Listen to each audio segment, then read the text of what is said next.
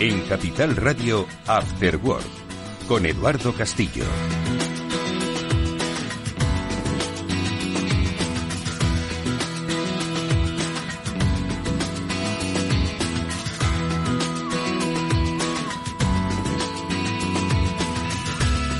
¿Qué tal, amigos? Buenas tardes, bienvenidos al Cyber After Work, que es el programa de ciberseguridad de Capital Radio que cada semana, junto a Pablo Sanemeterio y Mónica Valle, os acerca la realidad de las amenazas digitales, pero también de las oportunidades que a través de la transformación digital para vigilar nuestros perímetros pues ofrece a las empresas. Ojo, no todo va a ser negativo. Y de muchas cosas vinculadas al mundo de la ciberseguridad es de lo que vamos a hablar hoy, porque no solo es cuestión de defender perímetros, de protegerse, de impactar lo menos posible un predecible y más que probable ataque, sino también de entender cómo encaja en nuestra sociedad, en nuestra cultura, en la legalidad y en la protección debida de los datos que manejamos de nuestros clientes, de las personas que forman parte de nuestro ecosistema de empresa, que no solo son los trabajadores, sino también, como decimos, los clientes que nos compran nuestros productos o que a los que damos servicio. Bueno, pues de eso es de lo que vamos a hablar hoy. ¿Por qué? Porque la tan cacareada NIS2, la tan llamada, la tan anunciada, pues como que casi está aquí, pero no llega del todo. Bueno, como todo en Europa, que es que al final va con sus ritmos. De esos ritmos vamos a hablar y de los impactos con nuestro invitado hoy, al que ahora enseguida vamos a saludar, que será Paco Pérez Bas, que es un experto en materia jurídica vinculado al mundo de las tecnologías y al mundo digital y que nos va a ilustrar de todo ello. Pero como digo, las preguntas certeras las van a hacer Mónica Valle y Pablo Sanemeterio, que ya me están escuchando. Pablo, Mónica, ¿cómo estáis? Mónica, buenas tardes. Buenas tardes, Edu, buenas tardes a todos. Pues efectivamente un tema muy interesante del que todo el sector de la ciberseguridad ha estado muy pendiente en los últimos meses, y el resto, pues seguro que a todos los oyentes les va a resultar muy interesante porque es algo que nos va a afectar tanto directa como indirectamente. Pablo Sanemeterio, muy buenas tardes. Pablo, ¿cómo estás? Bueno, buenas tardes, Eduardo. Pues muy bien, con muchas ganas otra vez, otro lunes de ciberseguridad y con ganas de ver todo, qué cosas han pasado y sobre todo estas normativas y estas leyes que van entrando poco a poco en nuestra vida y que, bueno, pues con sus periodos de demora y con sus cosas, al final terminan llegando. Terminan llegando como llegó ese, al parecer, 17 de octubre, que fue la fecha tope que estableció la Unión Europea para que todos los Estados miembros, Mónica, adaptasen esta nueva normativa a las legislaciones, pero como decimos, pues diferentes velocidades de adaptación. Sí, suele pasar. Al final estamos hablando de una transposición de una ley europea y en este caso pues todos los países miembros lo que tienen que hacer es adaptarla a sus normativas, a su legislación vigente, también pues a su idiosincrasia y a las características propias de cada país. De momento son unos poquitos países, nos lo contará Paco, los que sí que han conseguido realizar esa transposición de la directiva. Lo que sí que, bueno, pues por ahora tenemos la directiva NIS 1 o la NIS original, que ya lleva unos cuantos años en vigor y hasta que no se transponga la directiva NIS 2, pues tenemos vigente la anterior. Bueno, pues es lo que le vamos a preguntar a Paco Pérez enseguida. Le vamos a tener enseguida. Luego hablaremos de las noticias y de nuestro espacio Seguro Panda. Pero lo primero es lo primero, la NIS 2, como decimos, a ver cómo está. Se lo preguntamos a nuestro experto. Venga.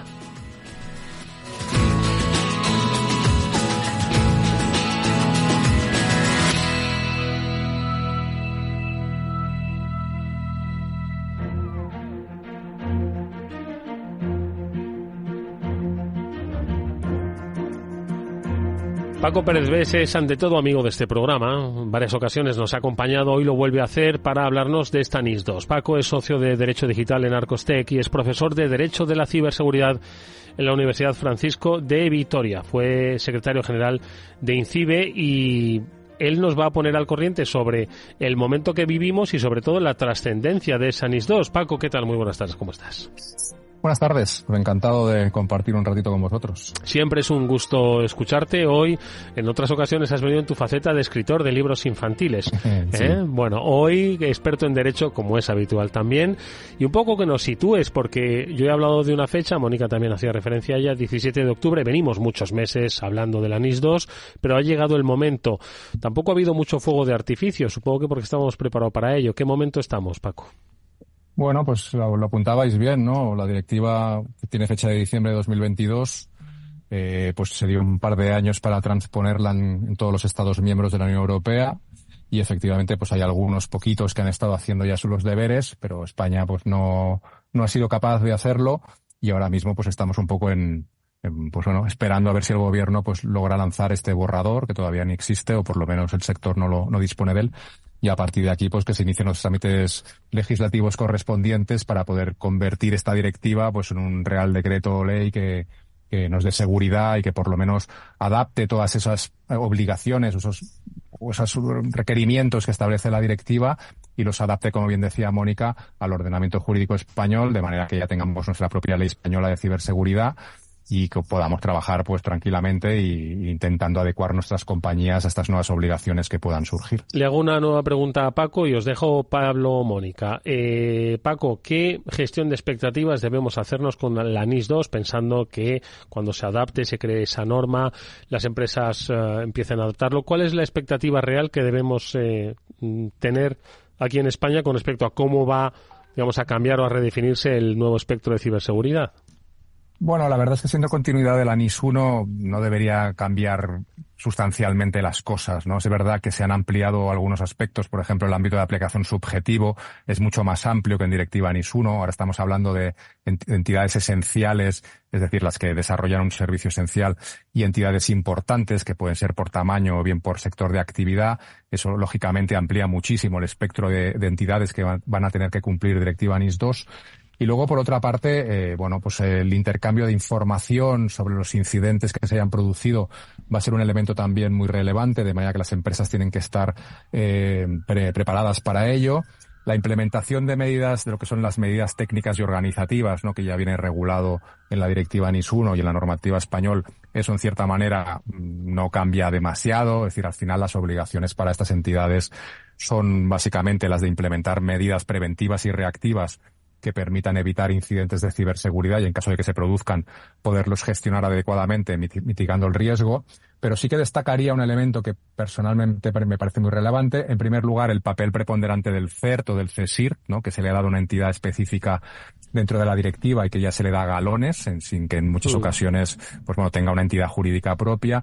Y lo que sí que yo creo que es especialmente destacable para las empresas, que a lo mejor no estaba recogido expresamente en directiva NIS, sabíamos que era aplicable, pero no estaba negro sobre blanco, es la responsabilidad del órgano de gobierno de la compañía, ¿no? O sea, como los consejeros y directivos asumen una responsabilidad directa por los incidentes de seguridad que se hayan producido en su empresa debido a su negligencia, es decir, que no hayan adoptado las medidas o las decisiones adecuadas para que ese incidente no se haya producido. Y, consecuentemente, el elevar ese nivel de responsabilidad a las capas directivas lo que va a hacer es que muchas compañías se tomen esto mucho más en serio, y a partir de aquí que la implementación de estas obligaciones pues sean más eficaces, o por lo menos sean más reales, ¿no? Eso vamos a ver cómo evoluciona. Pablo. Pues quería aprovechar precisamente, ya que Paco yo creo que ha dado uno de los puntos clave de esta ley, que es la responsabilidad del Consejo de Administración. ¿En qué punto, o en qué tipo de responsabilidades puede caer el Consejo de Administración de no haber sido lo debidamente diligente con las medidas de seguridad de una empresa? Pues mira, aquí con carácter previo añadiría un elemento que también establece la directiva, que es la obligación de formar a estos directivos. Es decir, para poder tomar decisiones adecuadas, sabemos que tienen que estar formados, pero esto no lo exigía una norma. Ahora con la directiva NIS 2 sí se les obliga a superar una especie de unos planes formativos donde les permitan identificar riesgos y gestionarlos. Y esto es una novedad porque, como sabéis, no todos los consejos de administración tienen especialistas en materia de ciberseguridad, y eso, pues bueno, al final dificulta en cierta manera la toma de decisiones, ¿no? Pero yendo a tu pregunta, Pablo, al final los que nos movemos en el ámbito jurídico sabemos que la responsabilidad de los administradores puede ser por dos cosas dentro de la organización, ¿no? Por no cumplir el deber de lealtad, es decir, no ser leales con la compañía y poner mis intereses personales por encima de los de la organización. Pero el segundo, que es el clave en todo esto, es el deber de diligencia. Es decir, si yo no actúo con la diligencia debida a la hora de tomar decisiones y de gestionar mi empresa, lo que en mercantil se denomina la diligencia de un ordenado empresario, y en derecho civil, que a lo mejor os suena, la diligencia de un buen padre de familia, cosa que también ha planteado ciertos conflictos, como te iba a decir, es una responsabilidad directa. es una responsabilidad de la cual los administradores responden con su patrimonio personal.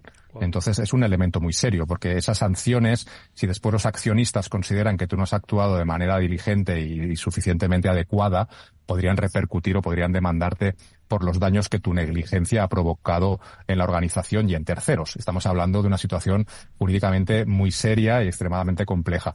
De hecho, por eso conoceréis también, y habréis hablado de ello seguro, están proliferando estos seguros, ¿no?, que ofrecen las compañías aseguradoras de protección de esas decisiones que adoptan los órganos de administración, ya que ahora mismo, pues como consecuencia de esas malas decisiones, pues pueden acabar respondiendo con su propio patrimonio, y eso es un elemento muy a tener en cuenta. Sin lugar a dudas. Mónica. Es interesantísimo, Paco, y desde luego que pues esta semana pasada alguno de los comentarios, ¿no?, que se escuchaban más en el sector es pues esa tardanza en esa transposición, que es cierto que básicamente aplica a todos los países, ¿no?, porque de los 27 eran solamente, creo que Bélgica, Croacia, Hungría y alguno más. ¿Cuáles crees que son las principales complicaciones para que no se lleve a cabo? Que entiendo que tiene mucha complejidad, pero sobre todo, ¿qué puede implicar la tardanza de la transposición para las empresas, ¿no? Teniendo en cuenta todas estas obligaciones que les va a aplicar, porque claro, van a tener que aplicar todo esto, las medidas técnicas, esa responsabilidad, etcétera. Se les dará un plazo, ¿no?, para cumplir con esta norma. ¿Cómo suele funcionar? Pues ahora mismo ese plazo ha expirado, ¿no? Que eran 2 años de adaptación, donde si la directiva no se ha transpuesto, pues es directamente aplicable. Pero volvemos un poco a lo que comentábamos anteriormente, ¿no? Las empresas que ya eran entidades esenciales con directiva NIS 1, esas medidas organizativas deberían estar ya implementadas. Las dificultades estarán en esas nuevas compañías que sean, por ejemplo, empresas importantes que puedan entrar dentro del ámbito de aplicación de esta nueva directiva o de esta nueva legislación nacional, y que lógicamente tendrán que revisar que todas sus medidas pues cumplan con esos niveles de exigencia que establece la directiva y que establece todas aquellas obligaciones adicionales que tienen que cumplir, pues sea una ISO, sea un esquema nacional de seguridad, etcétera, etcétera. Con respecto a la tardanza, yo os lo digo con cierta tristeza, porque yo sí fui testigo y tuve la fortuna de estar involucrado en la transposición de la directiva NIS 1, y ahí nos dimos cuenta de que España prácticamente transpuso la directiva antes de que saliera, ¿no? Estábamos en una fase de madurez absoluta, de liderazgo en Europa, habíamos colaborado directamente en la redacción de la propia directiva, y eso nos permitió transponerla con semanas prácticamente desde que surgió en el diario oficial, se publicó en el diario oficial, ¿no? En cambio, en esta ocasión, no sé por qué, no hemos sido capaces no solo de transponerla tarde, sino de transponerla tardísimo. O sea, todavía no tenemos ni el borrador. Entonces, las empresas se encuentran en un escenario de inseguridad jurídica, porque aunque saben que tienen que cumplir esas obligaciones que son genéricas, como tú bien acabas de decir, Mónica, de cumplir con medidas técnicas y organizativas, pero eso qué significa, ¿no?, en mi organización, lógicamente ellos lo que necesitan es una ley española que les garantice o les dé un poco de seguridad a la hora de saber que lo que están haciendo lo están haciendo bien, porque claro, la directiva es una norma de mínimos, es una norma marco. Luego cada país puede implementar o exigir obligaciones adicionales y más gravosas que la que establece la directiva.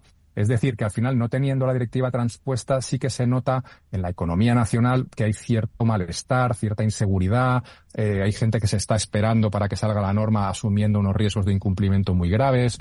Es decir, una situación indeseable de todas.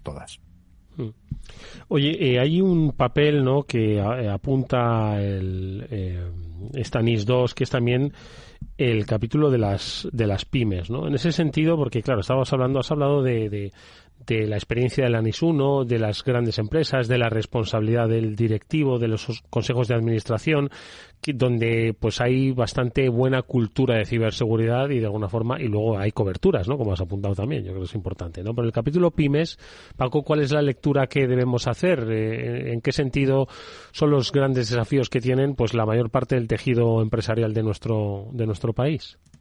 Pues efectivamente, aquí hay un problema de recursos en primer lugar. Las pymes pues saben que tienen que cumplir muchísima normativa, cada vez más. La normativa de ciberseguridad pues no es que les quede lejos, pero sí que nunca se han sentido cercana a ella. Están trabajando con sistemas pues en ocasiones no demasiado seguros, y ahora de repente, por estar trabajando en un sector que desde el punto de vista objetivo pues pueda ser estratégico, estamos hablando de sanidad, estamos hablando de transporte, de logística, de espacio, es decir, sectores importantes, pues estas pymes ahora se encuentran que tienen que hacer una apuesta decidida y una inversión importante para poder implementar esas medidas técnicas y organizativas que les permitan adecuar la gestión al riesgo que tengan, ¿no? O sea, no tienen todas que hacer lo mismo.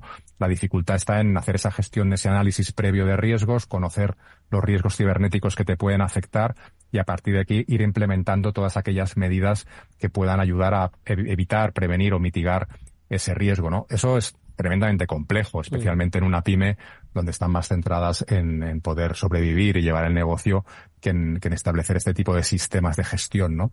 Pero sin embargo ahora pues se convierte en una obligación y lo que van a tener que hacer, pues eso, si no lo pueden hacer internamente, van a tener que buscar asesoramiento externo que les orienten, que les guíen, que les provean de esta tecnología y sobre todo que les ayuden a diseñar una gobernanza interna para poder gestionar esto de la mejor manera posible. Una cosa muy breve vinculada a esto, ¿crees que se va a dar un salto cualitativo importante? Es decir, al final siempre la norma pues te obliga a hacerlo, ¿no? Y cuando dijeron que había que hacer la declaración de la renta online, pues todo el mundo lo hizo finalmente, ¿no? Quiero decir, ¿esto crees que va a suponer un salto cualitativo en cuanto a cultura de ciberseguridad? Aunque nos cueste, aunque duela. Debería ser, yo creo que la letra con sangre entra, ¿no? Y en este caso, pues nos hemos tenido que ver abocados a una directiva como esta, donde incorpora, como decía al inicio, a muchas más compañías en función del sector de actividad en el que te muevas y, lógicamente, lo vas a tener que hacer sí o sí, porque si no lo haces, pues estás asumiendo un riesgo sancionador importante con independencia de los responsables administradores, ¿no? Pero reputacionalmente y desde el punto de vista de compliance, que ahora está, como sabéis, muy de moda, pues lógicamente son unos riesgos cuya asunción pues llevan aparejadas grandes sanciones cada vez más altas, más relevantes para la compañía, para sus directivos, para sus proveedores. Al final, uno de los grandes retos que trae consigo esta directiva, que ya lo hemos visto en otras normas, es en la obligación de controlar la ciberseguridad de tu cadena de suministro. Sí. Entonces, bien seas tú proveedor de otros, de manera que los clientes te van a exigir a ti el cumplimiento de esa directiva NIS2, o bien tú exigiendo a tus propios proveedores el cumplimiento de estas obligaciones de seguridad. Esto sí que va a extender claramente la cultura de ciberseguridad en todo el sector empresarial y en toda la economía nacional, porque va a ser muy difícil librarte, es decir, o te pillan porque eres cliente o te pillan como proveedor, ¿no?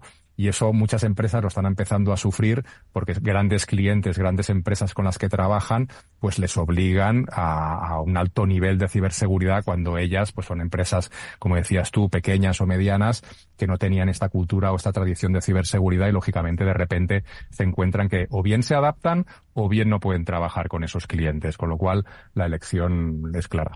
Venga, nos quedan, Pablo, Mónica, un par de preguntas para Paco antes de que se nos marche, que tiene su agenda y Paco, Pablo, venga, adelante. Yo quería preguntarle, porque hemos estado hablando de empresas críticas, de empresas que estaban dentro de la NIS 1, etcétera. La NIS 2, ¿a qué tipo de empresas les afecta? ¿A qué tipo de sectores o qué tipo de negocios les afecta? Lo digo porque es importante, porque me encuentro a veces casos de clientes o de empresas que no tienen muy claro si están afectados o no por este tipo de normativa.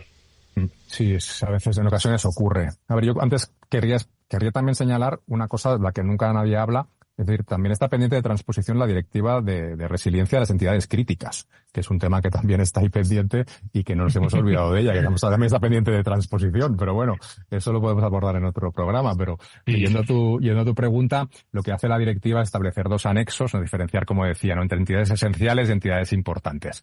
Entonces lo que pone son una serie de dos anexos en los cuales si tu empresa forma parte de alguno de ellos, pues sí que queda sujeto al cumplimiento de esta directiva, de esta normativa, siempre y cuando sea más que una pyme, ¿no? Las micropymes, por ejemplo, aquí quedan excluidas, ¿vale? Hay que analizarlo eso caso por caso y en ocasiones existen dudas, ¿no? Pero yo lo primero que haría sería, siendo una pyme, me iría a ese anexo. Si mi actividad forma parte o está dentro del listado de esos anexos, en principio deberías tener que cumplir con la directiva NIS 2, pero como insisto, esto es derecho, las cosas no son blancas ni negras, sino que tenemos que ir analizando individualmente en ocasiones el ámbito de aplicación de esa norma, ¿no? Yo recomendaría empezar por ese informe de aplicabilidad para saber si yo entro dentro del ámbito de aplicación de la normativa, y si fuera que sí, pues empezaría a trabajar ya en ese proceso de adecuación, pues que me puede llevar pues unos meses o un tiempo considerable. Y si es que no, pues también prepararme, porque de cara a futuro seguro que en algún momento o bien me lo exigen mis clientes, como decía anteriormente, o bien en una futura norma pues pueden acabar incluyéndome en las obligaciones de cumplir con la ciberseguridad. Mónica, la última pregunta para Paco. Fantástico. Pues Paco, hablabas lógicamente de ir asesorándose, si no lo han hecho ya, las empresas que tengan que cumplirlo o las que no estén seguras para saber si es de aplicabilidad para ellas, ¿no? ¿Cómo deben hacerlo? Porque lógicamente recomiendas que lo vayan haciendo cuanto antes. ¿Hay alguna certificación que tienen que pasar? Es decir, ¿se les da algún certificado de estás cumpliendo NIS 2 o es un listado de checks que tienen que cumplir?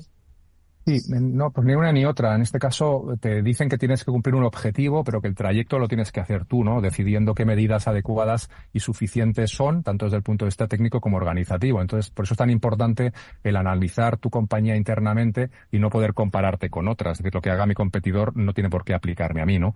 Y esto dificulta bastante ese entendimiento y esa gestión, ¿no? Para eso sí que existen herramientas que nos ayudan mucho a certificar esos procesos. Por ejemplo, hay ISOs, ¿no? De la 27001, la 27701 o el Esquema Nacional de Seguridad, que si superamos esa fase de auditoría, esa revisión de procesos, lógicamente elevan nuestro nivel de cumplimiento de NIS 2 sustancialmente. De hecho, el Centro Criptológico Nacional, el otro día comentaba, que si tú consigues el esquema nacional, la certificación del Esquema Nacional de Seguridad de nivel alto, eso equipararía al cumplimiento de la directiva NIS 2, ¿no? Pero claro, obtener un certificado del Esquema Nacional de Seguridad de nivel alto, pues es muy complejo, lleva mucho tiempo, tienes que poner a tono todos tus procesos internos y eso requiere pues una dedicación bastante importante, ¿no? Y perdona que me he olvidado de contestar a Pablo, que me preguntaba por el listado de anexos. Los sectores básicamente son los que nos podemos imaginar. No estamos hablando de energía, estamos hablando de sanidad, estamos hablando del sector financiero, del sector espacio, de logística, distribución, es decir, todos aquellos sectores sobre los cuales se construyen los servicios esenciales que nosotros manejamos, ¿no? En nuestro día a día. De manera que el impacto que pudiera sufrir alguna de estas entidades provocaría unos daños muy relevantes en lo que es el entorno social, ¿no? Por eso aquí el legislador europeo lo que quiere es proteger estas empresas que tienen este papel protagonista en estos servicios esenciales, o bien por tamaño o bien por sector, y a partir de aquí exigirles ese alto nivel de ciberseguridad, porque si no lo que estamos haciendo es convertirnos en un país vulnerable, ¿no? Son empresas que tienen mucha exposición y si no están suficientemente protegidas nos estamos convirtiendo en un objetivo fácil para los ciberdelincuentes y ciberatacantes. Bueno, pues da para mucho, se seguirá hablando sin lugar a dudas de esta NIS 2 a medida que la vayamos viendo adaptada a nuestra normativa y sobre todo a la realidad de las empresas. Volveremos a llamar a Paco Pérez Bes para que nos explique, bueno, pues cómo poder hacerlo y cómo las empresas deben subirse no solo a este carro legal, sino especialmente digital que supone la cobertura de la ciberseguridad en esos aspectos. Siempre es un placer escucharle, ya habéis visto que el conocimiento es amplio, hoy lo ha querido compartir con nosotros en este programa en estos primeros momentos y como digo, cuando ya esté pues danzando entre nosotros esa NIS 2, le llamaremos para ver cómo está yendo la adaptación. Seguro que bien, no será fácil, como decía Paco, pero estoy seguro de que lo adaptamos con fuerza. Paco Pérez Bes, gracias como siempre. Aquí me tendréis, gracias a vosotros. Un fuerte abrazo.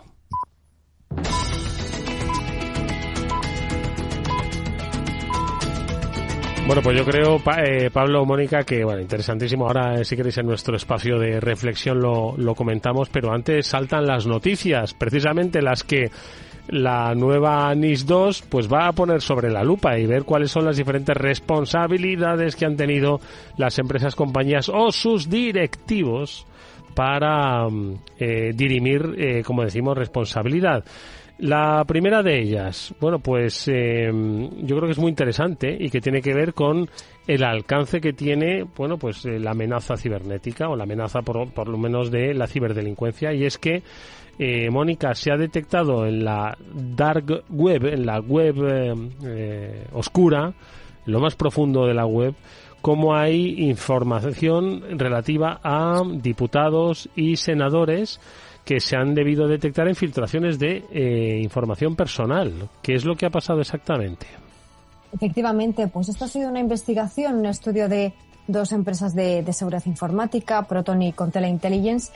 Y bueno, lo que han analizado es información en esa dark web, esa web oscura, y han identificado que entre toda esa amalgama de información robada, filtrada, etcétera, que proviene de brechas de seguridad de distinto tipo, pues hay información que, pues que corresponde a diputados y senadores españoles, en concreto 39 personas. También han encontrado información de diputados y senadores de Francia, de Italia, de Reino Unido. De hecho, en Reino Unido ha sido donde han encontrado más información por parte de sus diputados.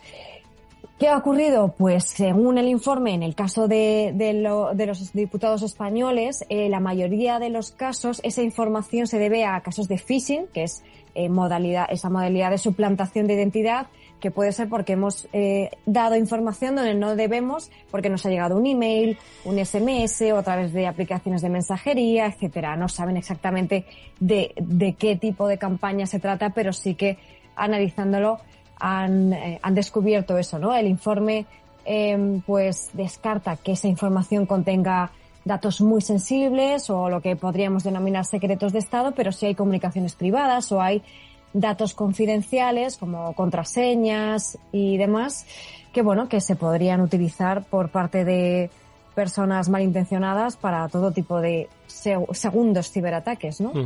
Pablo.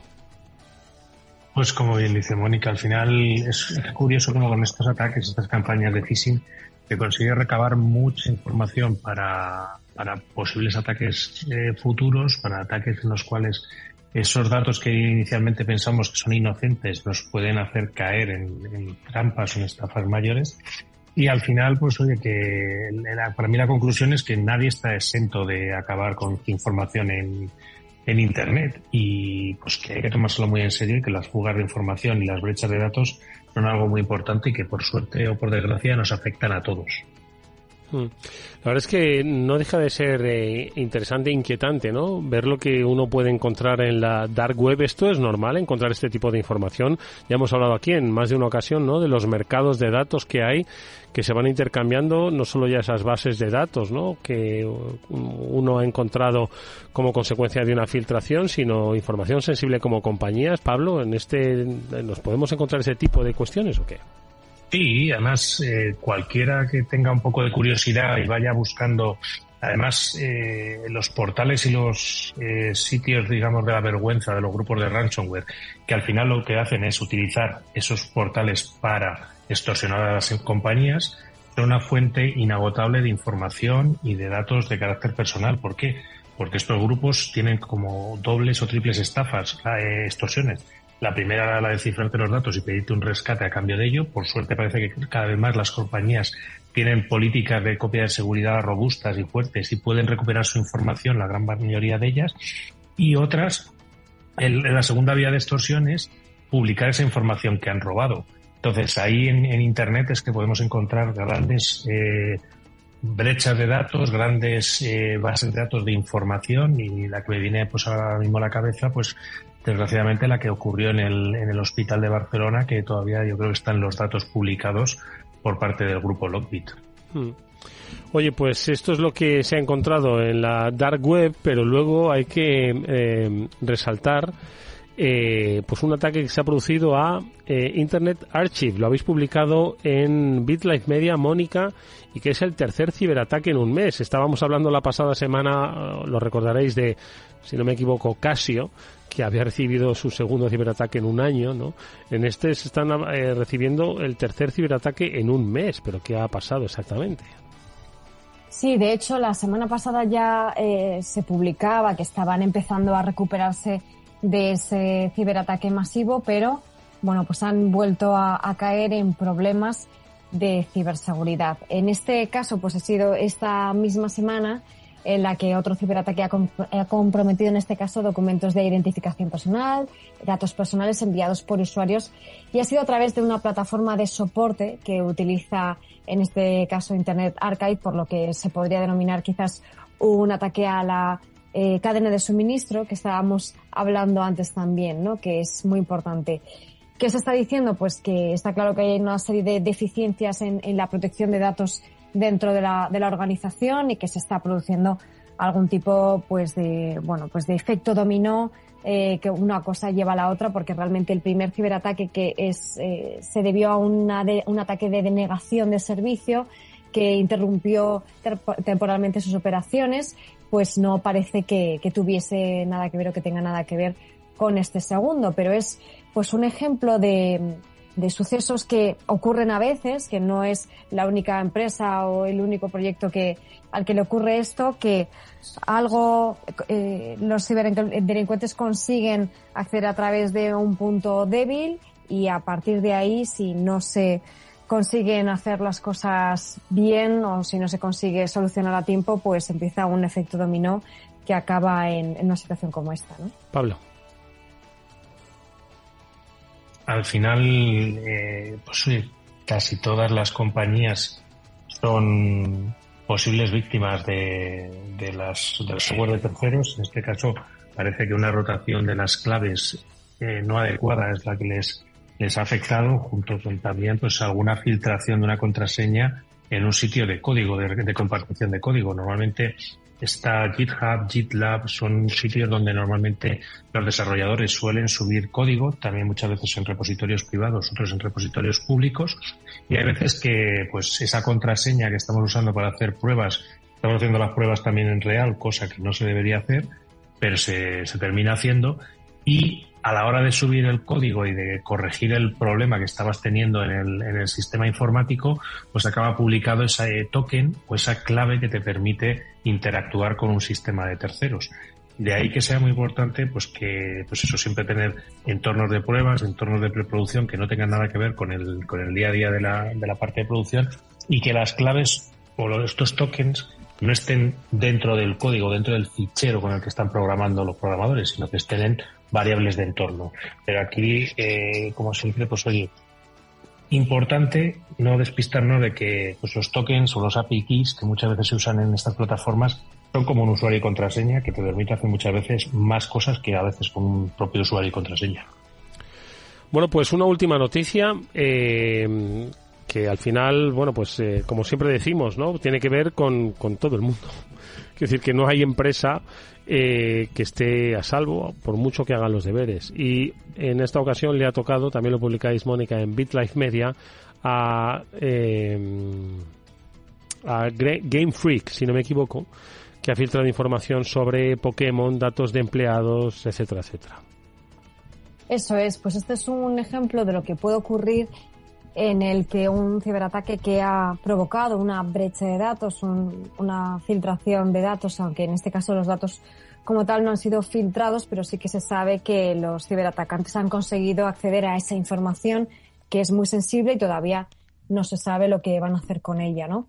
Pues es un ejemplo de que en este caso han accedido a datos de información personal de empleados de la compañía, más de 2.600 empleados de la compañía, actuales y también antiguos, pues nombres, direcciones, correos electrónicos y más datos que ya sabemos que luego a esas personas les puede afectar en su vida personal para futuros incidentes que puedan sufrir con esa información. Pero es que además también se ha accedido a través del ciberataque a información sensible de la propia franquicia Pokémon, que es el videojuego que desarrolla esta empresa, Game Freak.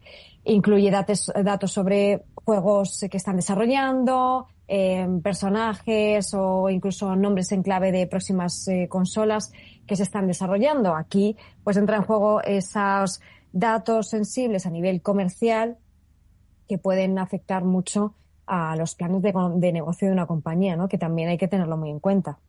Pablo. Totalmente. Al final, es que muchas veces estas filtraciones o estos incluso protagonistas o diseños que tienes previstos para nuevas versiones del juego salen a la luz y echan al traste con el trabajo de muchos meses de mucha gente y de impactos comerciales, pero incluso se ha llegado, no sé si lo ha llegado a comentar Mónica, se ha llegado a filtrar, creo, partes de una posible película.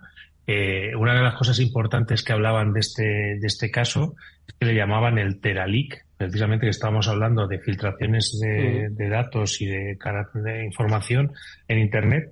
Pues en este caso estamos hablando del Teraleak porque es la gran cantidad de información que se han podido llevar porque llevan incluso videojuegos, código, películas. O sea, es importante la gran cantidad de información que se han llevado, y como de importante aquí, yo creo, otra de las cosas que se quedan también a veces, que muchas veces no terminamos de tener bien cerrados en las empresas, son los famosos DLPs. Son proyectos muy complejos, proyectos de control de que no se fugue la información, y que en este caso, tanta información que haya salido sin saltar las alarmas es algo que hay que tener en cuenta en muchas organizaciones.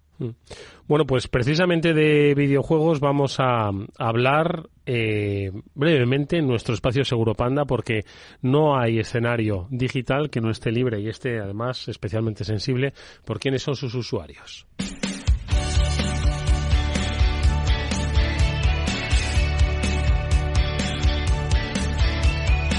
Espacio Seguro.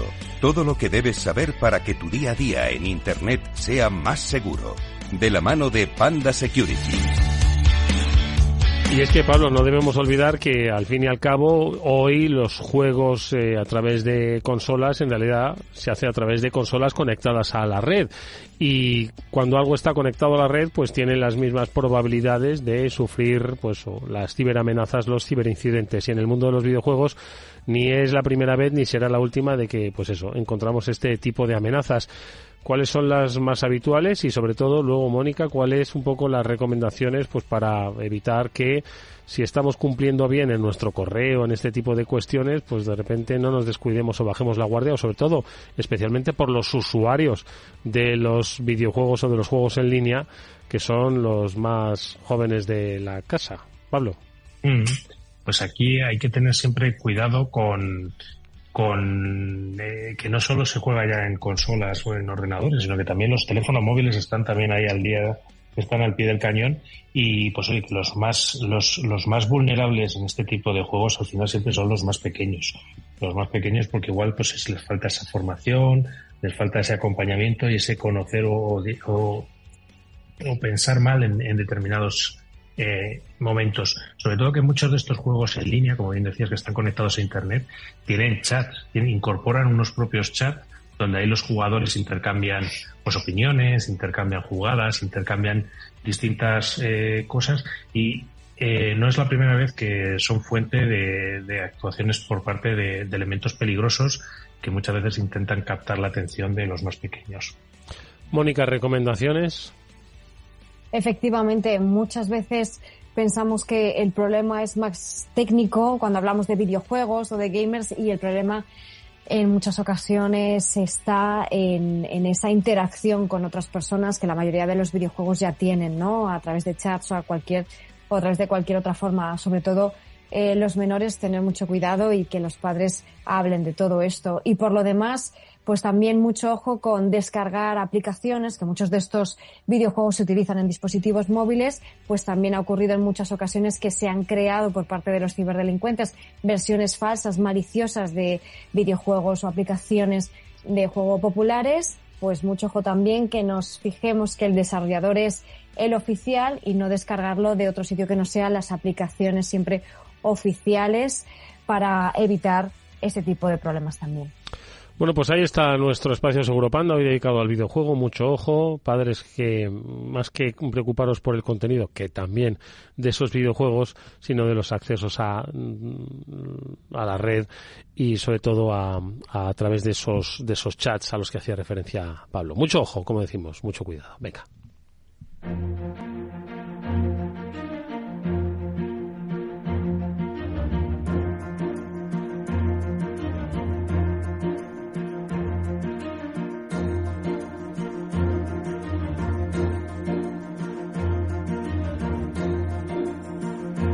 Bueno, pues nosotros estos últimos minutos de programa han entrado las noticias tan rápidamente que apenas, Pablo, Mónica, nos ha dado tiempo a reflexionar sobre las interesantes reflexiones al mismo tiempo que compartía con nosotros Paco Pérez Bes. Pero bueno, el tema de la NIS 2 yo creo que es una muy buena oportunidad, y no sé, Mónica, como solemos decir, si nos va a dar algunas tardes de gloria esta NIS 2 y esta aplicación. Seguro que sí. Nosotros por lo menos seguiremos hablando de ello, actualizando todo lo que ocurra. y estaremos muy pendientes, ¿no? Yo creo que ha sido interesantísimo lo que nos contaba Paco, que las empresas tienen que estar muy pendientes de que lo tienen que cumplir, porque nadie va a estar diciéndole, oye, tú tienes que cumplirlo, son las empresas las que tienen que velar por ese cumplimiento. Hay muchas novedades, sobre todo esa responsabilidad del órgano de gobierno, que es fundamental que se formen, porque no solamente porque sea obligación ese plan formativo para alta dirección, porque lo diga esta normativa, sino porque sabemos que es importantísimo y que va a ayudar a evitar muchos problemas, ¿no? Y también esa cadena de suministro que cobra más importancia y al final hace pues que todas las empresas tengan que hacer los deberes, ¿no? Pablo. Pues totalmente de acuerdo. La formación de todo el mundo, cuando la gente sabe a lo que se expone, pues es capaz de valorar mejor los riesgos y es capaz de valorar mejor las propias soluciones. Pues muchas veces cuando propones soluciones de seguridad o propones medidas de seguridad, la gente se te queda mirando con cara de decir, oye, ¿qué me estás contando? O peor aún, me estás intentando sacar el dinero con esta solución y no entiendo qué es lo que me está protegiendo. Entonces, ahí yo creo que es muy importante esta parte de formación y de que entiendan, oye, los riesgos tecnológicos, cómo tu organización y tu empresa.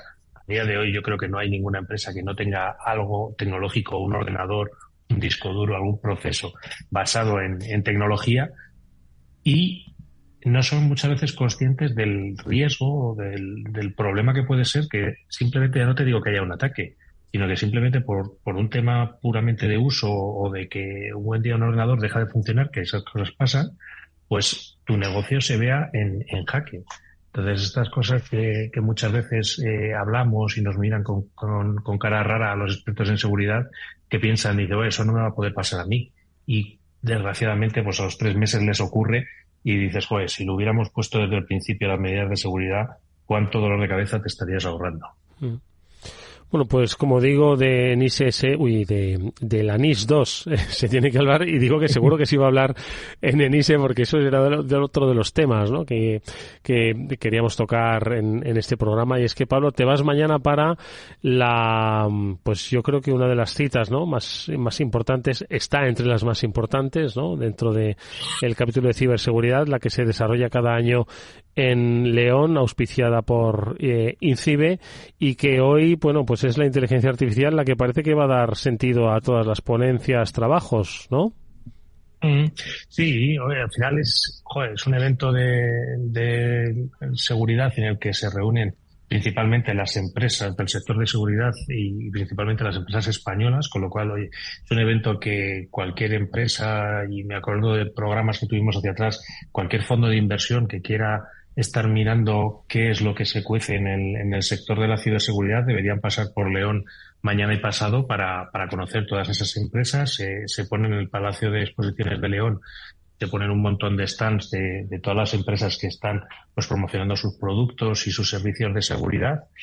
Y es un poco la cita de referencia donde pues toda la parte más comercial se da cita, y gracias a INCIBE en esta ocasión, pues las empresas y los especialistas de seguridad vamos a tener ahí 2 días de mesas redondas, de exposiciones, y como bien decía, la inteligencia artificial, que pues es un driver de estos últimos 2-3 años, con el cual la seguridad tiene que convivir, viendo un poco la parte de riesgos y de nuevos retos que afronta, y también estudiar las ventajas que te puede dar la inteligencia artificial a la hora de proteger y de automatizar la respuesta ante las amenazas en ciberseguridad, que yo creo que es otro de los grandes retos que hay que conseguir, que es cada vez, siempre se habla de la escasez de manos, y es así, o sea, faltan profesionales, faltan manos para estar en el día a día trabajando en seguridad, y esto muchas veces lo puedes paliar con medidas automáticas y con protecciones automáticas en tu día a día. Oye, pues en ENISE por primera vez va a estar Vapasec, porque Pablo Sanemeterio y Mónica Valle también han estado y en muchas ocasiones, pero mañana estará Vapasec, la empresa de Pablo Sanemeterio, ofreciendo sus servicios de ciberseguridad. Pues así es, Eduardo. La verdad es que es muy bonito, porque vas viendo cómo el proyecto de Vapasec poco a poco va creciendo, y esto es un hito más. Como bien decías, Mónica y yo pues hemos ido a ENISE en otras ocasiones, más pues para conocer inicialmente el evento, otras veces un poco para interactuar ya como empresa, y este segundo año de vida de Vapasec, ya poniendo un stand y ofreciendo pues nuestros productos y servicios de ciberseguridad, principalmente centrados en la capa de servicios red o servicios ofensivos, en los que podemos ver las vulnerabilidades o los fallos de seguridad que puede tener una organización, la capa de servicios blue o de servicios de defensa, en los cuales pues les asesoramos, entendemos un poco cuál es el día a día de su negocio y les tratamos de proponer las mejores soluciones. En algunos casos también pues las operamos, incluso las implantamos. Y la parte de productos propios, aquí donde pues quizás más contento y más orgulloso puedo estar de Vapasec y del equipo que formamos Vapasec, porque tenemos pues la solución de Web Protection, que alguna vez os he comentado aquí en el programa, y que ya en algunas empresas ya estamos protegiendo de forma automática, que este mismo que te estaba comentando antes, Eduardo, de forma automática protegemos las páginas web de nuestros clientes. Y otro producto que poco a poco nos está costando quizás un poquito más sacarlo porque es un poquito más complejo, pero que nos gusta el ver cuál es la exposición de las organizaciones en Internet y los riesgos, los fallos y las vulnerabilidades que pueden tener. Aquí es un poco lo que vamos a estar en Vapasec contando en ENISE y esperando a que todo el mundo que pase por allí pues a saludar y hablar y echarles una mano en lo que necesiten. Mónica, no sé si tú en esta ocasión vas a tener oportunidad de ir, pero bueno, por un poco concluir, una de las ferias más destacadas, ¿no? Sí, desde luego es una de las más destacadas y hay que dar la enhorabuena a Pablo por ese paso y a Vapasec porque pues siempre, oye, es importante darse a conocer no solamente aquí, sino también en las ferias y en los eventos. Como decimos siempre, la formación y la información son fundamentales. Y también pues verse cara a cara y poder explicar las cosas en persona, la cosa cambia. Así que Pablo, ojalá que se acerque muchísima gente por el stand, que puedas explicarles en persona pues todas las maravillas que hacéis desde Vapasec y que nada, que la semana que viene nos cuentas y nos cuentas que has tenido muchísimos clientes nuevos. Pablo, exactamente, ¿no?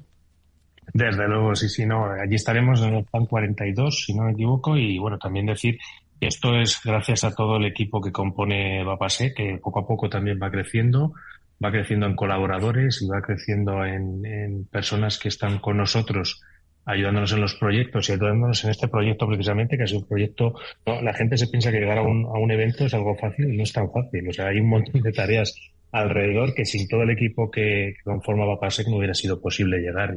Y desde luego el lunes que viene os contamos todas las novedades y todo lo que ha ocurrido en ENISE y a ver cuántos clientes podemos contar que hemos sumado a Vapasec. Estoy seguro de ello. Por cierto, que no tiene nada que ver con ENISE, pero sí que en cierto modo está vinculado. Es una feria en la que van pues muchos expositores, como lo habéis visto, como es el caso de Vapasec y otras tantas compañías nacionales e internacionales.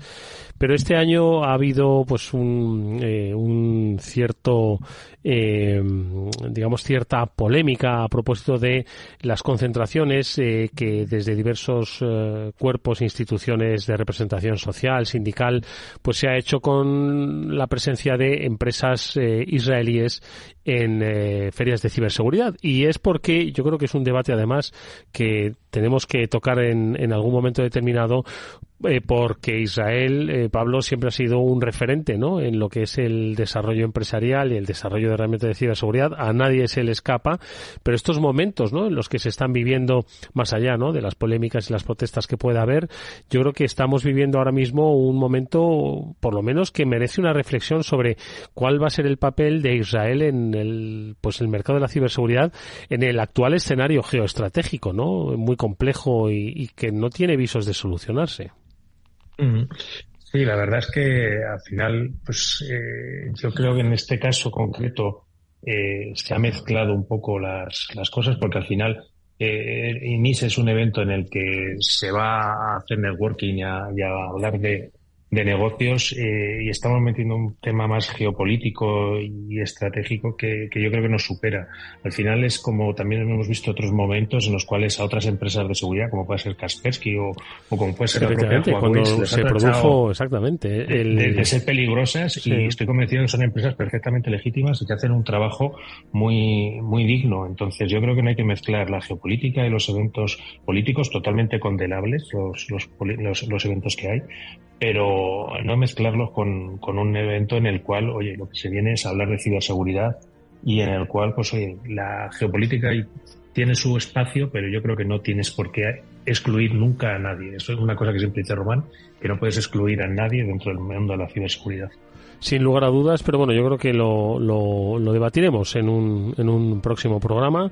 Nosotros lo que hacemos es despedirnos ya, dando como siempre las gracias a Pablo Sanemeterio y a Mónica Valle de que hayan estado nuevamente con nosotros una semana más en este Cyber After Work, que os recuerdo a través de las distintas plataformas de audio, desde capitalradio.es hasta las más habituales en las que allí vais a buscar vuestros podcasts, podéis encontrar este Cyber After Work que siempre os va a acompañar cada semana. Pablo Sanemeterio, Mónica Valle, que muchas gracias, amigos, que nos vemos la próxima semana. Pablo, que vaya muy bien, que te traigas muchas firmas, muchos clientes. Muchas gracias. Nos vemos el próximo lunes. Un fuerte abrazo. Mónica, cuídate mucho. Hasta el lunes que viene. Y nosotros nos vamos a despedir hasta mañana, adelantándoos que mañana martes tendremos nuestro espacio Talento sin Fronteras, en el que hablaremos de retención del talento, de la búsqueda, de hacerlos crecer dentro de nuestras compañías. Lo haremos con la ayuda de Safeguard Global, con Triana Palomo, y charlaremos con cierta frecuencia en el After Work de estos temas que tienen que ver con las personas. Como digo, será aquí a las 19 horas en la sintonía de Capital Radio. Jorge Zumeta cerrará técnicamente el programa. Os habló Eduardo Castillo. Hasta mañana.